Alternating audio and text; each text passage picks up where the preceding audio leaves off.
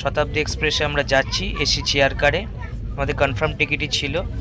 আর এই ভাড়াটা এই যে আইআরসিটিসির কনভেনশন ফি সমস্ত কিছু নিয়ে টোটাল আপনার পড়েছে 4,500 তিনজনের, মানে মোস্ট প্রবলি 1,500 টাকা করে পার হেড। একটু কস্টলি বেশি আমরা পাইনি, তো তার জন্যে এটাই কভার করতে হয়েছিল। তিনজনের 20-21 ব্যাচ পাশাপাশি 3 সিটেই পড়েছিল। এই যে গরম জল কাপে করে দিয়ে গেল। টিকিট ছিল আপনাদের, টিকিটসটা কেটেছে এইমাত্র। এই যে দেখুন নোভা, এই যে এটা দুধ, টি ব্যাগ, সুগার। চা খাই না, চা খেতে পছন্দ করি না। মেম্বার এখন রেডি করছে চা। দেখুন আমি দুধ চা খাই না বলে আমি রচা আমার রেডি করে ফেললাম। বাসের পার্টনারও চা রেডি করে ফেলেছে। খাওয়া ও যাই না, ও আবার খাওয়া হয়েও গেছে, খাচ্ছে ও এখনো কমপ্লিট হয়নি। যাই ইনক্লুড এটা ছিল না ভাই, তখন আমি খাচ্ছিলাম বলে ভিডিও করলো। শেষে একটা ভ্যানিলা আইসক্রিমও চলে এসছে, অলমোস্ট ভ্যানিলা আইসক্রিম দিয়ে গেছে। এই যে এবার ওরা খাওয়া চালু করলো। ওদেরকে জোর করে খাওয়ানো হচ্ছে, ওরা খাবে না 9টার আগে, কিন্তু ওদেরকে খেতেই হবে। সব খাচ্ছে ঠিকই, কিন্তু আমি ওনাকে বললাম যে দাদা আমি তো বাড়িতে 10:30টায় খাই। উনি বললো না বাবু, এটা ট্রেনের টাইম, তোমার নিয়ম চলবে না। তাই আমি এবার খুলে খাইতেই হবে, ঠিক আছে। আমার পাশে গিয়ে বসে সে আমার বলছে টক দইটা কি নিয়ে চলে যাবে? না, এখানেই খাও, টক দই আমি ব্যাগে ফুটবো না, ঠিক আছে, এখানেই খাও। এটা নিয়ে যাই। এই যে নাইট ভিউটা দেখুন, আপনাদের দেখাচ্ছে। এটা তিস্তা ব্যারেজ পুরোটা কতটা বিস্তৃত দেখুন, এখান থেকে ওখান অবধি। অনেক লম্বা হয়ে যাচ্ছে, ভিডিও মাঝখানে কেটে দিতে হবে। এটা প্রথম ব্লগের মধ্যে আসা সম্ভব নয়, এটা সেকেন্ড ব্লগেই হবে। এই যে ভাই আবার নামিয়ে দিয়েছে, দেখার জন্য নেমে পড়েছি আমরা। ভাই আসছে, পেছনে সোনাই আর টিঙ্কু আসছে দেখার জন্য। এই যে এটা পুরো ব্যারেজের ওপরেই দাঁড়িয়ে আছি এখন। যারা রেগুলার লোক তারা তো দেখেই, তাদের দেখাচ্ছে। সবচেয়ে বড় কথা হচ্ছে আমাদের দেখানোটা। সবাই তো সবসময় সব জিনিসটা পায় না। রাত্রির 12টার সময় তিস্তা ব্যারেজে দাঁড়িয়ে তিস্তা ব্যারেজে ভিডিও করলাম। এক্সপ্লোরার রয় ফ্যামিলির প্রয়াসগুলো চলছে আর চলতেই থাকবে। আওয়াজটা শুনতে পাচ্ছি না, জানি না, অনেকটা দূরে ওইখানে ব্যারেজটা অলরেডি বাঁধা আছে। দেখুন একটু জুম করে দেখাচ্ছি। এই যে ব্যারেজের এটা পুরো ব্যারেজটাই দেখুন।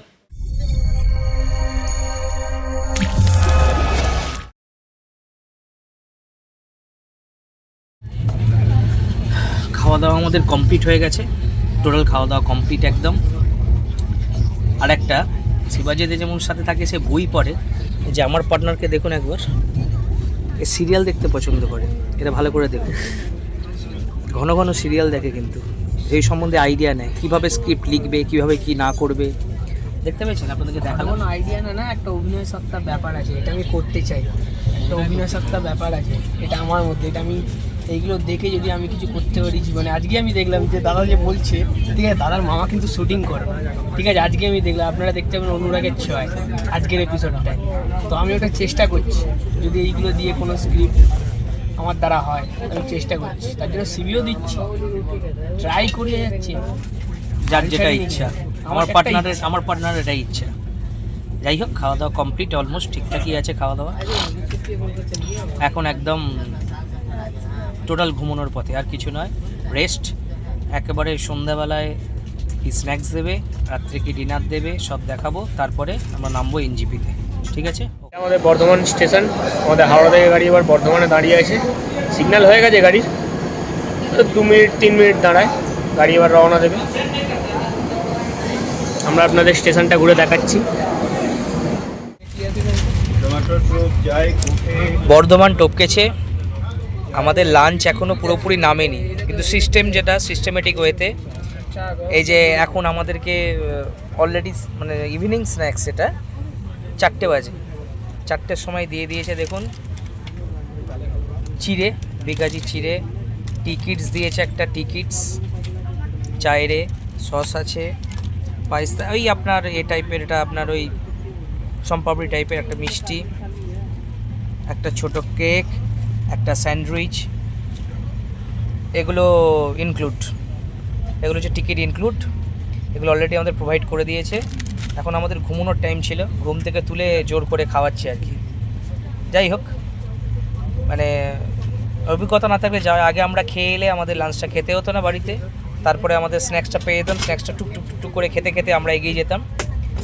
বর্ধমানে আমাদের ট্রেন দাঁড়িয়েছিল, বর্ধমানের পর বোলপুর আছে, বোলপুরের পর মালদা জাংশন, খুব কম আছে স্টেশন, খুব কম জনশতাব্দী, কারণ এতে টোটালটা রিজার্ভেশন, এখানে টোটালটাই সিটিং রিজার্ভেশন, তার জন্য একদম টোটালটাই কম, মানে যতগুলো হল্ট আছে খুব কম।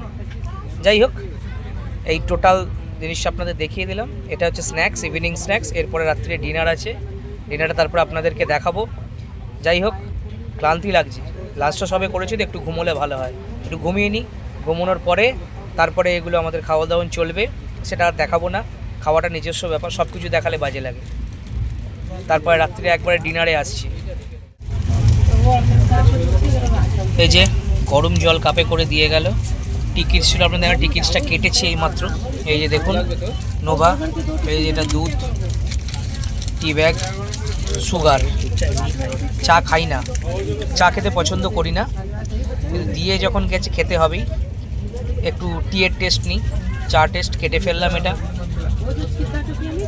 একটু আগেই লাঞ্চ করেছি, তারপরে সম্পাবলিও খেয়ে নিয়েছি, তারপরেই চা। বুঝতে পারছেন কম্বিনেশনটা কীরকম হচ্ছে? অনভিজ্ঞ লোকেদের একটু এরকম হয়, ওই জন্য অভিজ্ঞ লোকেরা ঠিক আছে। আমরা তো ঘাসের লোক, তো লাইটে কম চড়ি, তো ওই জন্যে আমাদের এই অভিজ্ঞতাগুলো একটু কম আছে। 4টের সময় স্ন্যাক্স করতে হয়, চা খেতে হয়, আমরা 3টে লাঞ্চ করি, কি করে বুঝবো? আর যাই একটু গড়বড় হয়ে গেল, সন্ধেটা না খেয়েই কাটাবো। চা মুড়িটা সন্ধেবেলা খাই, এই হচ্ছে ব্যাপার, আর কিছু নয়। ওকে, এক্সপ্লোর রয় ফ্যামিলির অনভিজ্ঞতার সাথে অভিজ্ঞতাটাও শেয়ার করে দিলাম, মানে অনভিজ্ঞ অভিজ্ঞতা শেয়ার হয়ে গেল। চা রেডি করে ফেলেছে, এই যে আমার চা আমি রেডি করে নিয়েছি, কাঠি দিয়ে গুলে নিয়েছি, সুগার মানে মিল্ক আর টি ব্যাগ সব দিয়ে রেডি। খাই না কিন্তু খাবো, দিয়েছে যখন খাবো। এই যে আর এক মেম্বার এখন রেডি করছে চা, দেখুন। আমি দুধ চা খাই না বলে আমি রচা আমার রেডি করে ফেললাম। পাশের পার্টনারও চা রেডি করে ফেলেছে, ও যায় না, ও আবার খাওয়া হয়েও গেছে, খাচ্ছে, ও এখনো কমপ্লিট হয়নি। যাই হোক, দিয়ে গেছে, খেয়ে যাই, টাইম কাটানো নিয়ে দরকার। ও রচা খাচ্ছে, আমি চাই খাই না, তাই জন্য আমার কোনো ম্যাটার নেই, যা দিয়েছো সবটা ঢেলে দিয়েছি ওর মধ্যে, তারপরে খেয়ে দেখি কেমন লাগে। এই চাটা খাচ্ছি। ওদের টেস্টের ব্যাপার আছে, ওরা টেস্ট অনুযায়ী করছে, চিনি কম চিনি বেশি এই সেই। আমি চিনিটা কম দিয়েছিলাম, তারপর চিনিটা ঢেলে দিলাম, মিষ্টি পাচ্ছি। আমি তো এইসবের মধ্যে যাই না, বুঝতে পারি না, যা যা দিয়েছিল টোটাল সব ঢেলে দিয়েছি, দিয়ে একসাথে গুলে নিয়েছি, গুলে খেয়ে নিই, দেখা যাক তারপর কেমন লাগে। আমাদের ট্রেন দাঁড়িয়ে গেল বোলপুর শান্তিনিকেতন, ঠিক আছে?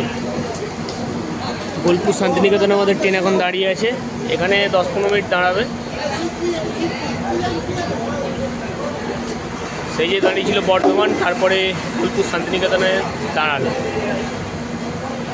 শান্তিনিকেতন থেকে আমরা রওনা দিলে আমাদের নেক্সট গন্তব্য, আমাদের ট্রেন এগিয়ে যাচ্ছে আমাদের নেক্সট গন্তব্যের উদ্দেশ্যে। এখন আমাদের গাড়ি দাঁড়িয়ে আছে ফারাক্কা স্টেশনে, এখানে 10-15 মিনিট দাঁড়াবে, ঠিক আছে? এখানে অনেক লোক নামবে।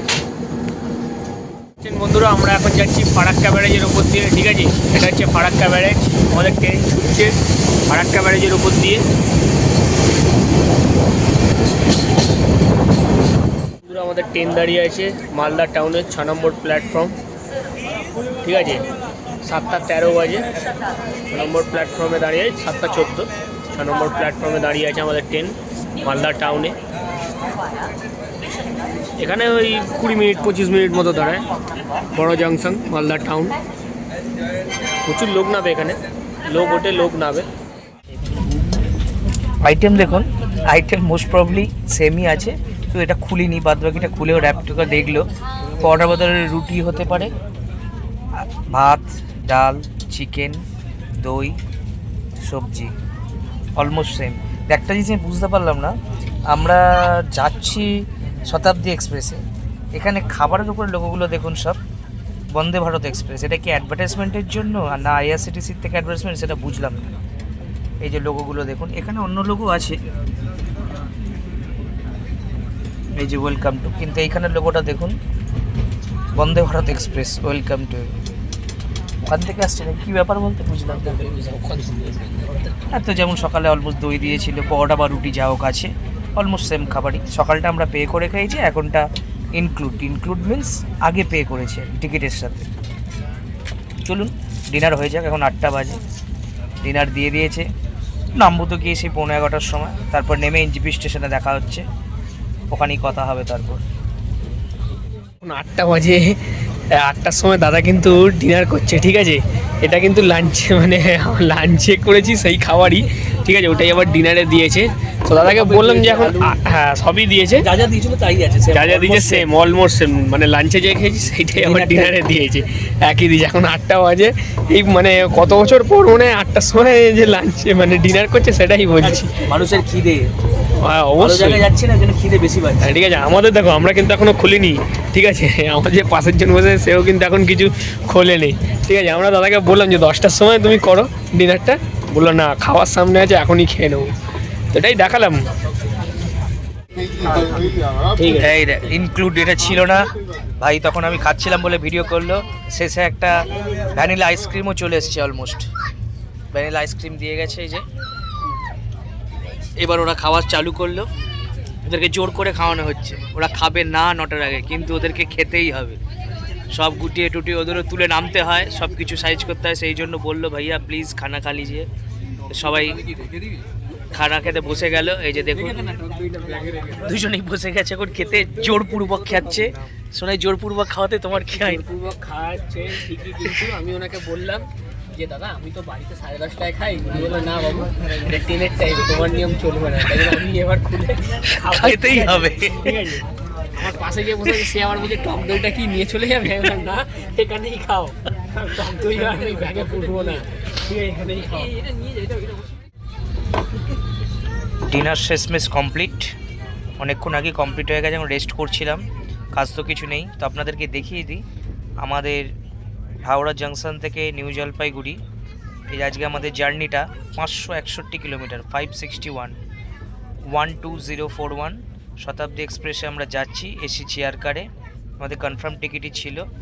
আর এই ভাড়াটা এই যে আইআরসিটিসির কনভেনশন ফি সমস্ত কিছু নিয়ে টোটাল আপনার পড়েছে 4,500 তিনজনের, মানে মোস্ট প্রবলি 1,500 টাকা করে পার হেড, একটু কস্টলি বেশি আমরা পাইনি, তো তার জন্যে এটাই কভার করতে হয়েছিল। তিনজনের 20-21 বাইস পাশাপাশি 3 সিটেই পড়েছিল। এটা টোটালটা আপনাদের দেখিয়ে দিলাম, টিকিটের চারটা। এরপরে নামবো এনজিপিতে, এখন কিষানগঞ্জ ঢুকছে 9:15 প্রায়। তারপরে এনজিপিতে পৌঁছে এনজিপিতে নেমে দীপঙ্কর ভাইয়ের সাথে দেখা হবে, সেখানে আপনাদের সাথে ব্লগটা দেখাবো। দেখি আজকের ব্লগ ওখানেই শেষ হবে।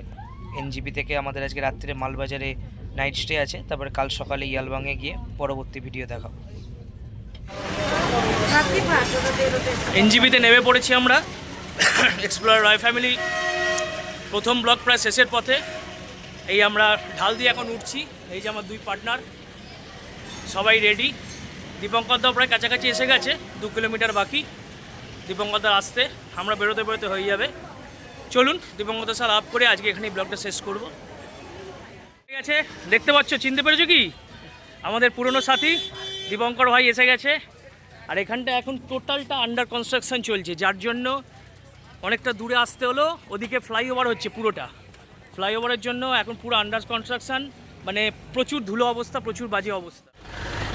যে এসে গেছি পার্কিংয়ে দীপঙ্করদার গাড়িতে, সেই আমাদের পুরনো সাথী, পুরনো গাড়ি। এই যে গাড়ি আমাদের ওয়াগনার, সব রেডি, খালি উঠবো আর বেরোবো। এই যে লাগেজ উঠছে, তাহলে এখন টাটা করে দিলাম, স্টেশনে যাব। এই সরি স্টেশনে বলছি, ভুলভাল বলছি, জার্নির পরে খালি বসে এসছি ততটা, তার জন্য এখন যাব হচ্ছে এখান থেকে মালবাজার, ওখানে আমাদের নাইট স্টে আছে, করে কাল সকালবেলা বেরোবো। তা হোটেলটাকে কালকে সকালেই আপনাদের ঘুরে দেখাবো, এখন আর দেখালাম না, রাত্রি হয়ে গেছে। এক্সপ্লোরার রয় ফ্যামিলির প্রথম ব্লগ আজকে এখানেই শেষ, পরবর্তী ব্লগ আগামীকাল আবার।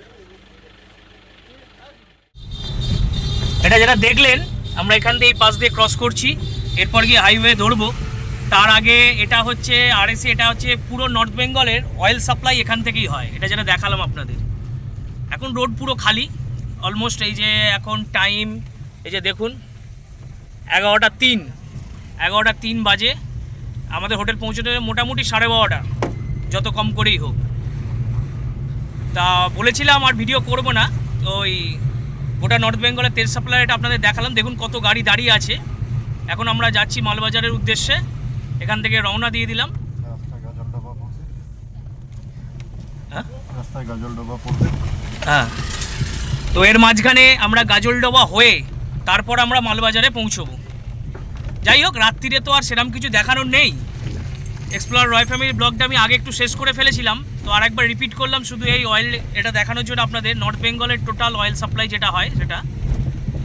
তো এই গাজলডোবা হয়ে আমরা মালবাজারে ঢুকবো, আর কাল সকালের নতুন ব্লগে হোটেলটা ঘুরিয়ে দেখাবো, তারপর আমরা ইয়ালবাঙে যাব। বারবার বলছি ব্লগ শেষ, কিন্তু ব্লগ আর শেষ করতে পারছি না। রাস্তাটা এত সুন্দর, মানে এই সাইডটা পুরো ব্যারেজ, তিস্তা ব্যারেজের পাশ দিয়ে যাচ্ছি আমরা, আর এই ডান দিকটা পুরো জঙ্গল। এখানে একদম নেটওয়ার্ক নেই, নাহলে ইচ্ছা ছিল খুব লাইভে আসার, বলেছিলাম, কথা দিয়েছিলাম, সুযোগও হয়ে গেছিলো, কিন্তু কোনো নেটওয়ার্ক নেই বলে লাইভে আসতে পারলাম না। রাস্তাটা আপনাদেরকে দেখাচ্ছি, রাস্তাটা দেখুন, এত মসৃণ রাস্তা, মানে গাড়ি স্মুথলিভাবে ছুটছে। এই যে গাড়ি ছুটছে দেখুন, প্রায় 80-90 এর মতো করে, তিস্তা ব্যারেজের পাশের রাস্তাটা। সরি, কমিটমেন্ট দিয়েছিলাম কিন্তু আপনাদের দেখাতে পারলাম না লাইভটা, কোনো ফোনে কোনো নেটওয়ার্ক নেই এখানে, তার জন্য। এই যে সোজা গাজলডোবা মালবাজার যাচ্ছে, মালবাজার 37 কিলোমিটার আমরা যাব, তারপর ওখানেই আজকে নাইট স্টে। তো বারবার বলার পরেও এটা 3 নম্বর বার বলছি যে এক্সপ্লোরার রয় ফ্যামিলির এই ব্লগটা, এটা অবশ্যই আর এরপরে আমি ভালো লাগলেও আর আপনাদের দেখাবো না, এখানেই শেষ করলাম।